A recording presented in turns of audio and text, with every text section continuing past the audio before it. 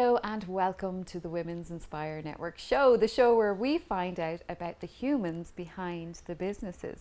And it's not just business owners that we like to talk to. We like to talk to people who inspire us every day, online and offline. So it's my pleasure to introduce you to Peter Finnegan today, who's joined us. Hello, Peter. Hi, Sam. Hi. Thank you so much.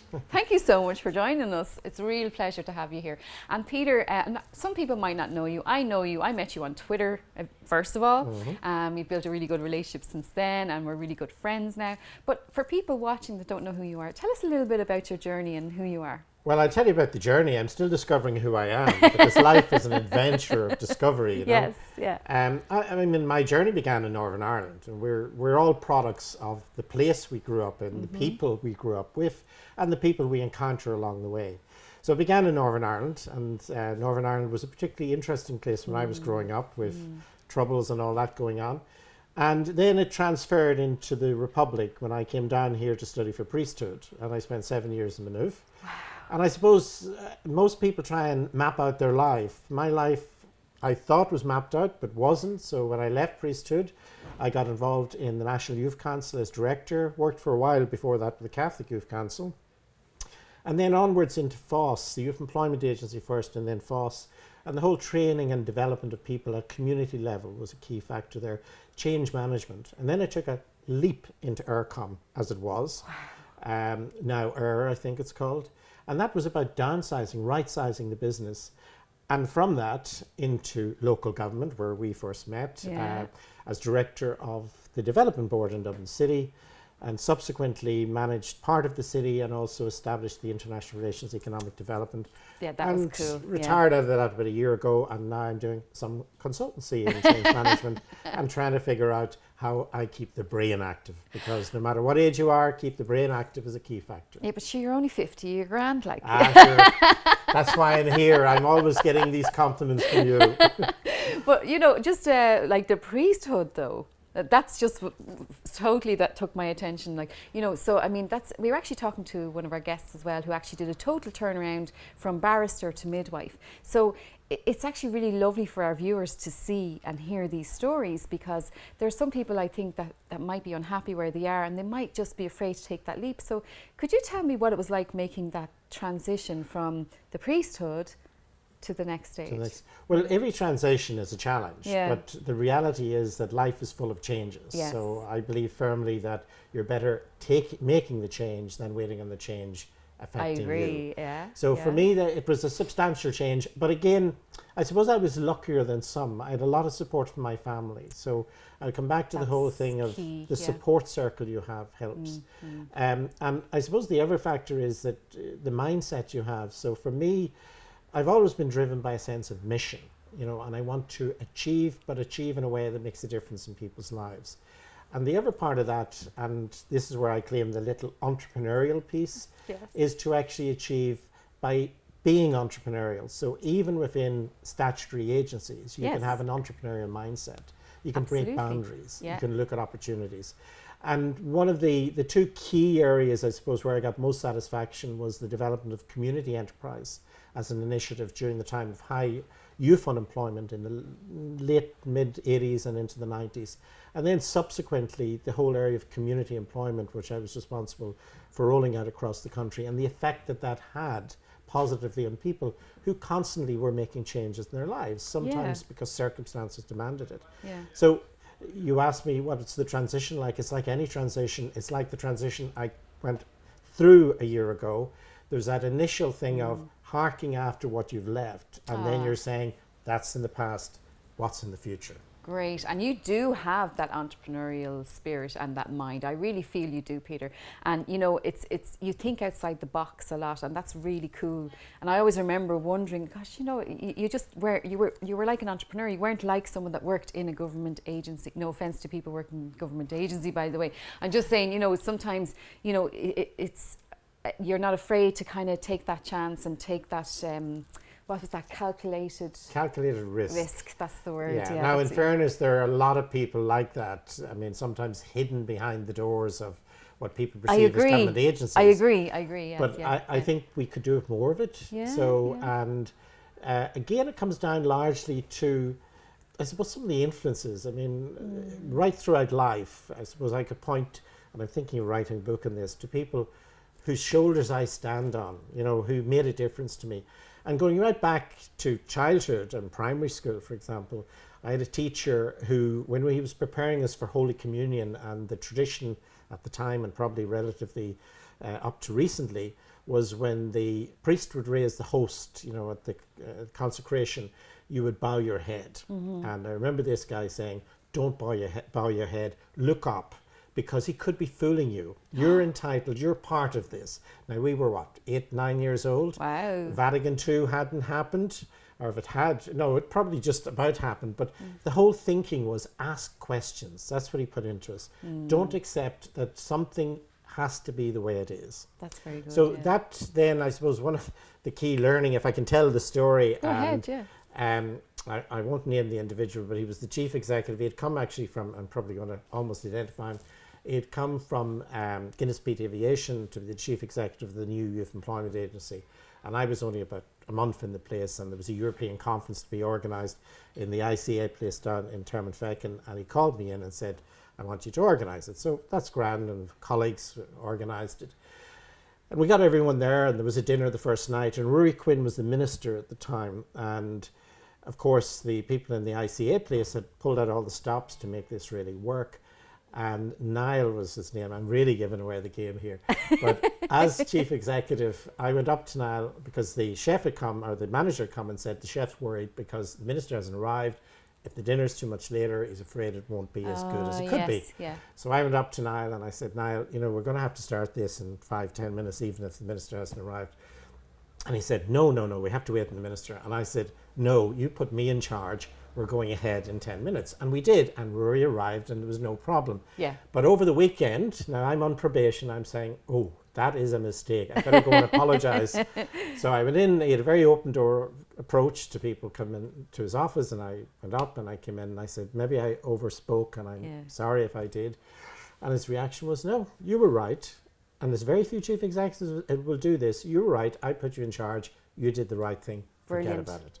Yes. And that process of engaging and finding people who give you that freedom, if you like, to step beyond the boundaries that sometimes we impose upon ourselves. That's very important in life. Good leadership. Good leadership, and a recognition that leadership is about giving power and responsibility away, not holding it to yourself. And not micromanaging and stuff. And certainly not micromanaging. That's the one thing drives me totally crazy. I try not to do that. You'll have to ask my team, though. You'd have to ask my team. But and people that have been influential. I can't even micromanage myself, never mind someone else, for God's sake. But people that have been influential in my life have been people like yourself, Peter, believe it or not. You know, so I mean, don't underestimate the power of Peter as well. But definitely, so nowadays you're doing some consulting work, and I see you're very active with regards to Brexit, and you're commenting away there. I'm a political animal. I'm from Northern Ireland. In fact, you can't be an effective public servant without being highly political. And I have an intention of running for the Senate, for the University Senate seats for the National University of Ireland. So anyone that's listening in, if you're not already registered to vote in that, which you have to do separately to qualifying as a graduate, please go and do so. And when it comes time, which will be after the next general election, I'll be saying to you, why not me? So that's something I would really like to do. And who can register? Can I register? Anyone who has graduated from... Oh, I haven't. Well, as far as I know... I can do your PR, though. You could actually, absolutely. You could do all the Twitter feeds. Don't worry, I have this in mind. But no, Cork, Galway, Maynooth, UCD, right. And then the teaching colleges that were attached to that. I'm currently on the we Teaching have a few members actually, well. and a few people that would be watching this that would definitely be in that space. Well, yeah, definitely. That's coming down the lines. That's an objective. Yeah, we'll put the link actually, Conor. I'll make sure that we put the link up maybe to register if you like. Yes, absolutely. For the university, I'll give you the link for that. Great. I mean, the critical thing for me is it gives an opportunity to push boundaries at a political level. Yes. You asked me about Brexit. I mean, yes, Brexit is the biggest mistake the English have ever made. Besides not getting out of Ireland sooner. Did I just say that? I better stop there. Controversial. No, I mean, I feel sorry for people in England, particularly younger people, because Europe opens up so much opportunities. Yeah, we live in yeah. a global world. Yes. It presents specific problems for this island, as we're seeing now in the new but old proposals from Boris Johnson. But for business, it's a challenge because we've been so heavily reliant on the relationship with the UK. And in fact, at the board meeting, and I was assisting a business enterprise park in Blanchardstown. I was at their annual general meeting this morning. So we did have a conversation around this because some of the businesses in the park are food businesses. And particularly for some of the key ingredients like flour, we actually don't produce flour and middle flour in this country anymore. Why? It's incredible. It's incredible and unbelievable. But obviously, the imports of flour would become much dearer if we're still relying on the UK and Northern Ireland. And there could be a slowdown in how that comes about. We're not going to starve. This is still an agriculturally rich country. Yes. But I think businesses in the food area need to look both to their markets and to their if you like, their raw product that they have to bring in. Businesses generally need to look at diversification beyond the UK. Yeah. And that's a key challenge. There is a scorecard, a Brexit scorecard that both the Leo and Enterprise Ireland make available. And people really should just take a guesstimate, use the scorecard and assess what level of risk you have and how can you address it. Okay. So someone like me, though, that's a service industry online. So a lot of people watching might actually be in an online shop, for example, or service industry like accountant or solicitor or whatever. But me, like, you know, doing social media and stuff. So like, what risks would we, like, I mean, I think it's global. I actually don't have a lot of clients in the UK. No, it depends. It depends where your market is, obviously. It depends on the nature of your business. It's going to vary. But someone exporting to the UK is going to have issues. That would obviously be a key issue, particularly if there's no deal in relation to the trade agreement. And this is only the first part. There's a long way to go.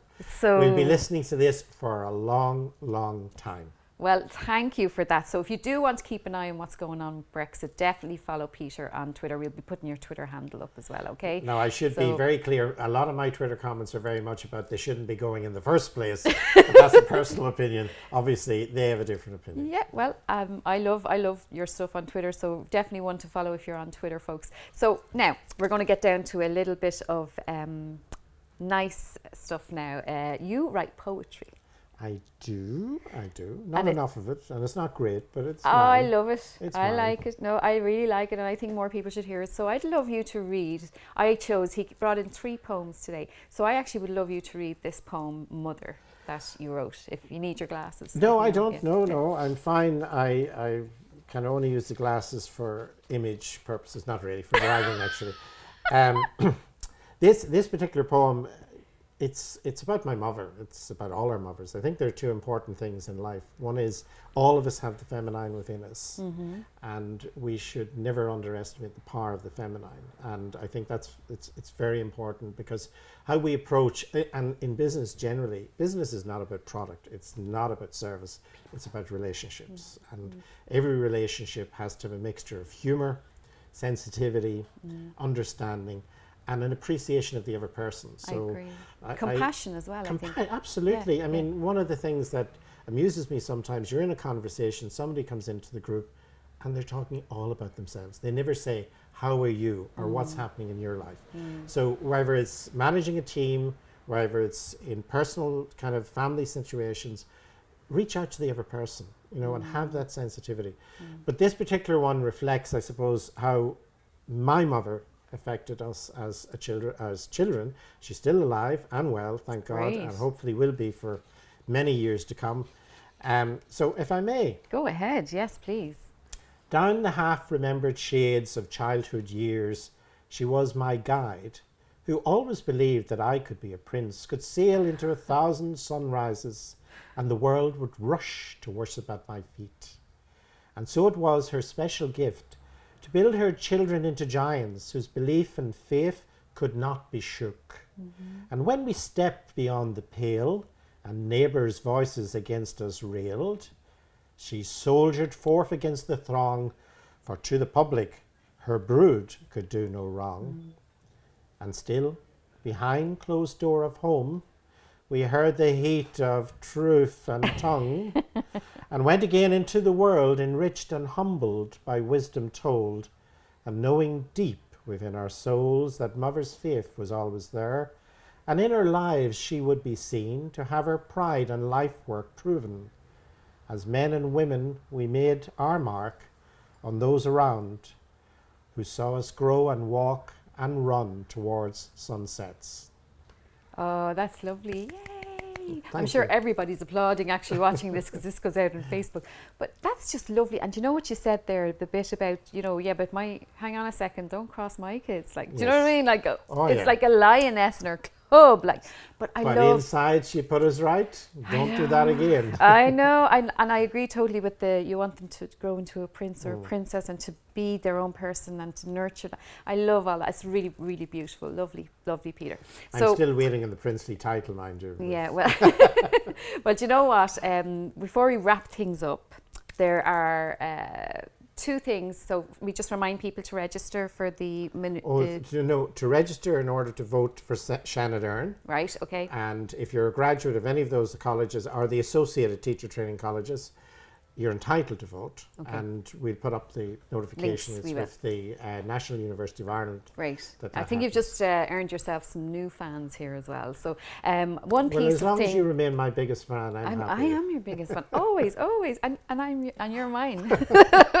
This is a mutual appreciation. It is a mutual society appreciation. Here now, yeah. But definitely, I just want to, highlight the fact that it was your kindness and compassion are huge for me, and I feel that. With the Women's Inspire Network, that's what we try and do. We try and it's not just about business, it's about helping people when they hit that block, when they have that bad day where they burst into tears, to know, do you know what, you're not on your own, And the important thing is there's a little element of self-interest, because I knew you were going to be successful. So one of the things is, if you help someone along the way, they'll help you in the future. Aww. So it's a two-way street. That's lovely. Thank you so much. But for people watching, we always like to give them a little bit of inspiration. So for anyone that is thinking of making a change or changing their job or their career or starting a business, is there any kind of nugget of advice that you could give them? Well, I suppose the first thing I'd say is any change you make should be to do something that excites you. Yes. Or that interests you. So yes. I've been very fortunate. Most jobs I've had have never pre-existed me. So I love starting something new. Yes. Now, for me, that's important. For me, it's also important to get out before the proverbial hits the fan, because whatever you're involved in, there'll be ups and downs and twists and turns. Yes. So find what's exciting you yes. and make it your passion. Yes. So I don't think you can do something half-heartedly. The other important thing is, don't be afraid of change. I mean, the one thing we live with is change. I often say, and I suppose this goes back to some of my sermonizing as a priest, that we only have one currency, and it's called time. Yes. And the thing about time is, once we spend it, we can never regain it, because we don't know how much of it we have. Yeah, true. So when you're investing your time, do it in things that make you grow as a person. The secondary element is, obviously, if it gives you an income or a revenue stream, Even that's better. great, even better. But there's no point in doing something that you're not enjoying. So, and be prepared to take the risk, because no matter what the risk is, no matter how big it looks, it's worth taking. And 9 times out of 10, it'll come right. And in the 10th time when it doesn't, you'll have learned a new lesson and you'll have grown as a person. And I think we'll end it on that. So thank you so much, Peter. Thank you for coming. And thank you for watching. And if you enjoyed the show, please share it with your friends. And I'd like to thank House in Dublin, where we are filming here today. And don't forget, if you want to join the Women's Inspire Network and you'd like some extra support, it's women'sinspirenetwork.com. We'd love to help you on your business journey.